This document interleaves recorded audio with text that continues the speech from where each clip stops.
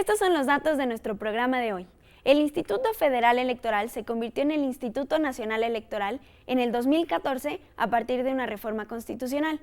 Le otorgaron nuevas facultades tales como la organización de elecciones locales en coordinación con los institutos estatales. El próximo 7 de junio será la primera elección en la que el INE ejerza sus nuevas facultades.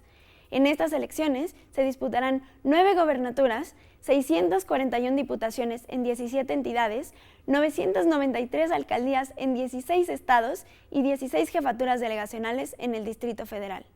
En fechas pasadas se realizó el primer sorteo en el que se eligieron casi 11 millones de personas para participar como auxiliares en las próximas elecciones.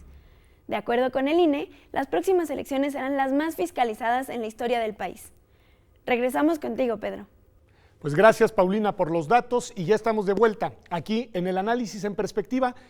Pues decía antes del corte que les iba a preguntar y les quiero preguntar, ¿qué ha pasado en el INE? Porque en las últimas semanas, en los últimos días, pues los periódicos y los noticieros dieron cuenta de un desajuste en las dinámicas normales de trabajo del instituto, de una tensión importante entre algunos partidos políticos y el Consejo General y de una serie de declaraciones públicas de distintos actores que pues inyectaron mayor incertidumbre a la que ya ha vivido el país en estos meses. Lorenzo, ¿qué sucedió? ¿Cómo explicar lo que ha pasado? Bueno, a ver, creo que lo primero que hay que decir es que la conformación del Consejo General es una conformación sumamente compleja.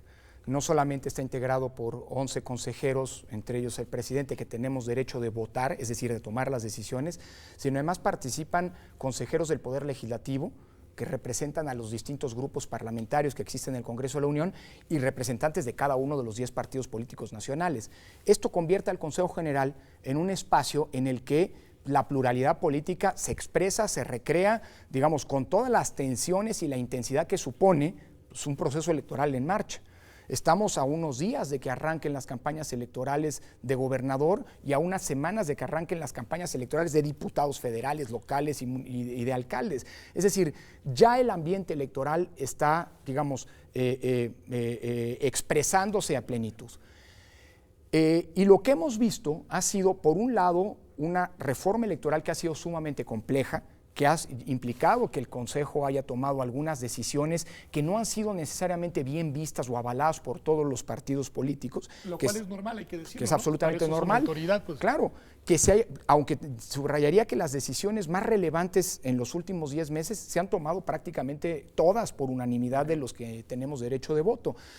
Sin embargo, ha habido, digamos, como producto de esa misma intensidad, un despliegue, digámoslo así, de las posiciones de los partidos políticos en medios, en la vía pública, digamos, que habla de una elección de alto contraste, de una gran confrontación. Ha habido partidos políticos que han jugado en la raya y eventualmente han traspasado, digamos, los límites de lo lícito. La comisión de quejas, el propio Consejo General ha venido imponiendo, el Tribunal Electoral ha venido imponiendo ya sanciones para varios partidos, para algunos partidos que han jugado, digamos, en el límite. Y la campaña que vemos en medios de parte de los partidos habla ya de una enorme rispidez. Esto provoca que el Instituto Nacional Electoral, en su tarea de arbitraje, esté colocada, digamos, en una situación delicada, porque cuando hay un partido que, déjame decirlo de la manera más sencilla, que se queja en contra de otro, que denuncia a otro, el Instituto Nacional Electoral se ve en una encrucijada en la que si sanciona, se confronta con el partido sancionado, y si decide no sancionar, entonces se confronta con el partido que se ha quejado. Esa es parte de la naturaleza del juego arbitral. Yo creo que lo que pasó hace unos días con la salida del Consejo General de 7 partidos políticos se condensa, digamos, en 3 tipos de problemáticas. La primera problemática tiene que ver con la fiscalización, con la necesidad de cambiar el titular de la unidad de fiscalización, cosa que ya hizo el Consejo General hace algunos días, y creo que es un buen mensaje, digamos, que estas nuevas reglas de las que hablamos estén encargadas a un nuevo funcionario. En segundo lugar, esta actuación arbitral que del propio Instituto Nacional Electoral, a través de su comisión de quejas, ha habido una acusación de una parcialidad, de un sesgo, de una intencionalidad política por parte de algunos partidos. Y en tercer lugar, pues una campaña desbordada en muchos sentidos, que apuesta, muy agresiva, de uno de los partidos políticos, del Partido Verde, que ha generado, digamos, un malestar generalizado, porque se dice hay un aprovechamiento, digamos, de los límites que establece la propia legislación, de las fronteras ambiguas que en ocasiones dice la legislación, para posicionarse de manera anticipada respecto de los demás. De toda esta interesante y muy clara exposición que nos permite tener un panorama de lo que ha pasado por parte del presidente Arturo, hay 3 elementos que me gustaría escuchar tu opinión, y deliberadamente te lo pregunto a ti como consejero y no a él como presidente, que es este tema. Nos dice Lorenzo, muchas de las decisiones más importantes han sido unánimes. Así es. Sin embargo, algunas de las decisiones que han detonado esta tensión con los partidos no lo fueron. Así es. Y esto ha vuelto a traer sobre la mesa una vieja discusión, que lo digo en verdad no en tono especulativo, en tono, me interesa la reflexión, de las famosas cuotas de representantes en el Consejo General, de consejeros que representan más a unos que a otros partidos políticos, y que esto termina generando estas interpretaciones por parte de otros partidos políticos de una toma de postura política partidista por parte del Consejo. ¿Qué hay de eso, Arturo? A ver, es innegable que desde el inicio del INE ciudadanizado, la conformación del Consejo General, que como bien dice Lorenzo es muy compleja, se inicia con propuestas de los propios partidos políticos para nombrar a los consejeros electorales. Por más que sofistiquemos el procedimiento de que ahora uno tiene que presentarse, es entrevistado por un grupo de notables y después va a la Cámara un conjunto de ternas o quintetas y demás, finalmente son los partidos los que toman las decisiones y componen de acuerdo a sus propias preferencias y demás, quiénes somos los que integramos el Consejo General. Pero eso implica un voto mayoritario de 2/3 partes de la Cámara. Entonces, aun cuando un partido haga la propuesta de que alguno de nosotros llegue, se requiere el beneplácito de 2/3 partes de la Cámara. Eso es cierto y ha sido desde el principio. Si esto implicara que todos los temas de consejo que benefician a un partido o que dañan a otro fuera votado siempre de la misma manera por todos, y no nos apegáramos a la legalidad, sí había un problema serio. Pero no es el caso.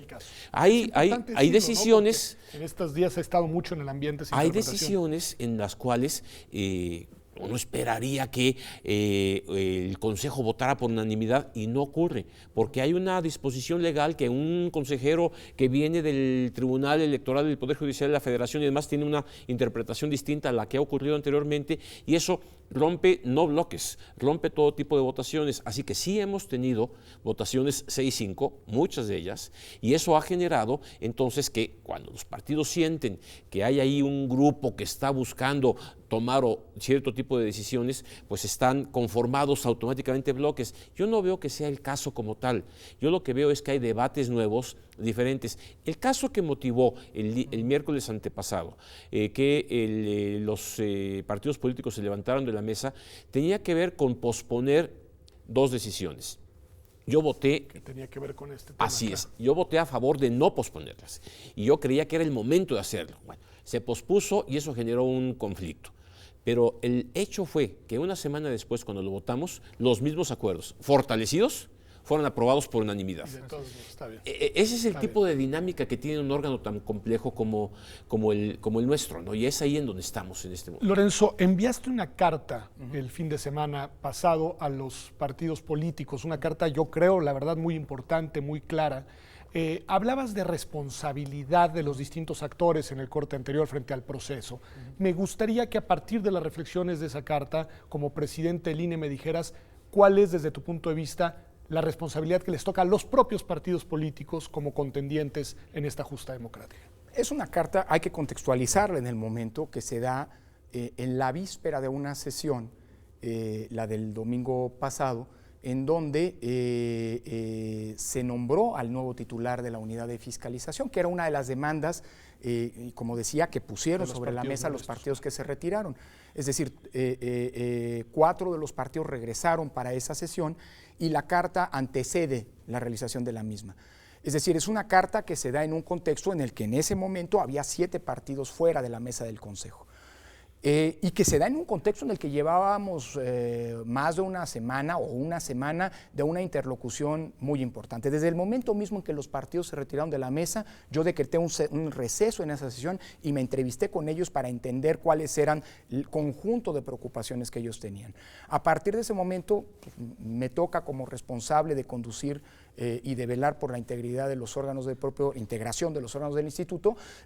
Hubo una interlocución con todos los actores políticos, con los 10 partidos políticos, con sus representantes, con las presidencias, y no en una, sino en repetidas ocasiones. Por supuesto, para construir, transmitir que desde el INE somos sensibles a sus preocupaciones. De hecho, se plantearon a ellos una serie de medidas para que les permitieran ejercer de mejor manera su rol de vigilancia de las actuaciones del INE. Por supuesto, se les respeta y se agradece el contexto de exigencia que presentan hacia el Instituto Nacional Electoral, pero al final del día siempre estuvo presente esto que era el ánimo de la carta, es decir, un llamado a reconocer que el contexto en el cual estamos realizando estas elecciones es sumamente complejo. Y hay que decirlo con todas sus letras. En el ambiente gravita una inconformidad muy importante en contra de la política. Hay una retórica antipolítica, hay una retórica antipartidos, hay una retórica anticongreso, antiórganos de representación que alimenta de manera muy importante ese discurso antielecciones al que habíamos hecho referencia. Y por lo tanto, la carta era una manera de enfatizar la necesidad, no de los consensos unánimes entre partidos y autoridad electoral, sino de la necesidad de que la interacción crítica, intensa, agreste incluso, se presente en la mesa. La mesa del Consejo encarna el pacto fundacional del compromiso de los actores políticos a jugar las reglas del juego democrático, y es importantísimo, ese es el sentido, restablecerla a la brevedad posible. A mí me dio la impresión, no sé Arturo si tendrás la misma, que de alguna manera lo que les pasó a ustedes como autoridades que quedaron atrapados entre dos intransigencias. Es decir, da un poco la impresión de que eso fue lo que sucedió. No sé si estés de acuerdo, y en su caso, digo, yo sé que futuriar en esto es imposible, pero ¿cómo sortear que esto no se verifique, que no sea una constante a lo largo de los próximos meses? A ver, creo que tienes razón. Quedamos atrapados entre dos posiciones que no fundían en un momento determinado. Por eso la política era importante, por eso el diálogo con todos los actores era importante. A mí me decían, oye, hablen con los 7. No, tenemos que hablar con los 10. Oye, que regresen todos a la mesa. Necesitamos garantizar que en la mesa se recupere la esencia del Consejo General, la deliberación.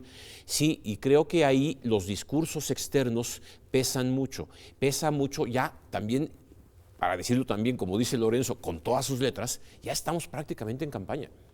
Sí, y entonces los partidos también están ya buscando en otra lógica. En una lógica de buscar el voto de los ciudadanos. Además, sí me parece importante decir una cosa. En esta situación compleja que ha vivido el INE, hay un elemento que no podemos olvidar. Hay plena confianza de todos los actores políticos en lo fundamental, en que va a haber casillas, en que va a haber funcionarios, Claro, dan en por que va a haber... descontada esa parte de la Exactamente, organización el tema está en el arbitraje. Y el arbitraje siempre ha sido un tema complicado, resolver quejas, fiscalizar bien, esos son los temas difíciles, y ahí estamos trabajando. Lorenzo ofreció a los partidos, después de platicar con todos nosotros, una cosa que podríamos resumir claramente en 2 palabras: transparencia e interlocución. Y creo que fue importante reforzar esas actividades. Haciendo una autocrítica, debemos nosotros tener una mejor relación con los partidos políticos para que todos estos puntos se expliquen de una manera que no genere una controversia, sino más bien un avance y una actividad que fortalezca la política. Está bien, con todo este contexto, Lorenzo, Arturo, y con esto que mencionaban ambos, del desgaste del discurso, más bien el desgaste que le causa a la política, el discurso antipolítica, ¿cómo convocar a las personas a votar, Lorenzo? ¿Por qué votar en junio de este año? A ver, yo diría, en primera instancia, porque esa es la ruta civilizatoria por la que hemos encauzado 35 años, casi 4 décadas de cambio político. Quien diga que las elecciones no sirven para nada, lo digo con todo respeto, miente. Las elecciones no resuelven todos los problemas, pero han permitido una serie de alternancias que en todo caso aun cuando hay un déficit de satisfacción de las expectativas que se habían puesto en el cambio político, sirven y sirven mucho, sirven para premiar una fuerza política u otra. Es decir, esa es la ruta natural, preeminente, que en los regímenes democráticos tenemos que procurar y por la que tenemos que avanzar como cauce para procesar nuestra diversidad, el intenso pluralismo político que nos aqueja e incluso, lo diría así, nuestra conflictividad. Es decir, hay que reivindicar el rol que tienen las elecciones en un contexto democrático, que no es meramente instrumental, o que, lo diría así, siendo instrumental, porque es solamente un conjunto de procedimientos, sirve y puede tener un impacto muy importante. Claro, no resuelven todo, y el ciudadano, después de ir y votar, tiene que seguir manteniendo contextos de exigencia. Una sociedad movilizada no es una sociedad antidemocrática, al contrario, siempre y cuando la movilización pase por cauces legales. Y en segundo lugar, por una simple y sencilla razón. Al final del día, las elecciones, aun cuando tengan un índice de participación muy bajo, van a servir para instalar los poderes, y no participar en las elecciones no significa, déjame decirlo así, boicotear la política, sino simple y sencillamente dejar en otros, en quienes sí votan, la posibilidad de incidir el futuro que nos conlleva a todos o que nos supone a todos. Me gusta el discurso, es un discurso que tiene que ver con nuestra historia política reciente, con nuestra transición, con la apuesta que la generación, digamos, anterior impulsó, digamos. Pero desdoblando el argumento, y no quiero decir que Lorenzo, sus argumentos no valgan para los jóvenes, pero desdoblándolo hacia los chavos, hacia los universitarios, que están inquietos, que están molestos y que son post-transición. Sí. Es decir, que ellas no vivieron la transición. No vivieron el carro completo, no vivieron una elección sin IFE, ahora sin INE, vivieron justamente la prensa cooptada. Exactamente. Y agotada. Para ellos la normalidad es esto y no les gusta. Sí, ¿Qué decirles? Y no les gusta. A ver, yo he encontrado dos cosas. En primer lugar, aunque no les guste, no quiere decir que no participen en la política. Son muy activos. Son activos en marchas, son activos en movimientos, en organizaciones y demás. Nuestra tarea es influir ahí justamente este concepto. Ellos muy pronto se van a dar cuenta que quizá un diputado federal les quede muy lejos, pero saben lo que en sus casas significa votar por un presidente municipal o votar por un gobernador, o han vivido en estados conflictivos lo que es un mal gobierno y tienen la opción de participar. Ellos saben que tarde o temprano es el voto el que decidirá. Lamentablemente, tenemos que reconocer que en un discurso antipolítica prevalece de cualquier manera la ley, un voto basta para que un candidato gane. Y en ese sentido, yo creo que los muchachos están empezando a valorar la otra parte del discurso. No participar es quedarse fuera de un juego en donde todo el mundo estamos metidos, que se llama, con todo lo que la carga que el concepto tiene, democracia. No me gustan los tremendismos, Pedro. Y no voy a hacer un discurso tremendista, porque además un discurso tremendista, lejos de involucrar a los jóvenes, puede incluso alejarlos todavía más. Viniendo del presidente. Pero el discurso tremendista va en este sentido. La democracia tenemos poco a poco que irla perfeccionando, pero si no optamos por la vía democrática, lo único que nos queda, y la historia enseña, es que las pulsiones autoritarias, que los poderes que no son democráticamente electos y que están allí, que influyen, los llamados poderes fácticos, que la criminalidad, que es otra vertiente de los poderes fácticos, sean los que tomen el campo. Cuando no hay poder legítimo, alguien lo va a ocupar, y eso implica que nos va a ir peor a todos. Pues gracias a los dos, con esta reflexión de ambos me quedo con este llamado a los jóvenes, con esta preocupación sentida. Ya saben que aquí en Observatorio tienen las puertas abiertas y espero en verdad poderlos tener muy seguido a lo largo de esta elección y también al cabo de la misma para hacer un balance de lo que sucedió. Gracias, Pedro. Gracias a usted por acompañarnos hasta aquí, hasta este tramo en nuestra sección de Análisis en Perspectiva.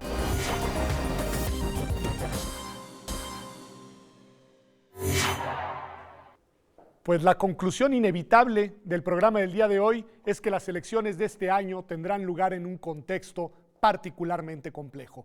Un contexto social difícil, un contexto de violencia criminal alarmante y un contexto de tensión política quizá no sin precedentes, pero sumamente elevado. Por lo mismo, la labor del Instituto Nacional Electoral será titánica y a nosotros, como ciudadanos, en verdad nos toca acompañarla, sobre todo a todos aquellos que estamos convencidos de que la democracia es la mejor forma de organizar nuestra convivencia política. Gracias por acompañarnos. Esto ha sido Observatorio. Lo esperamos acá el próximo martes, como todas las semanas, a las 9 de la noche.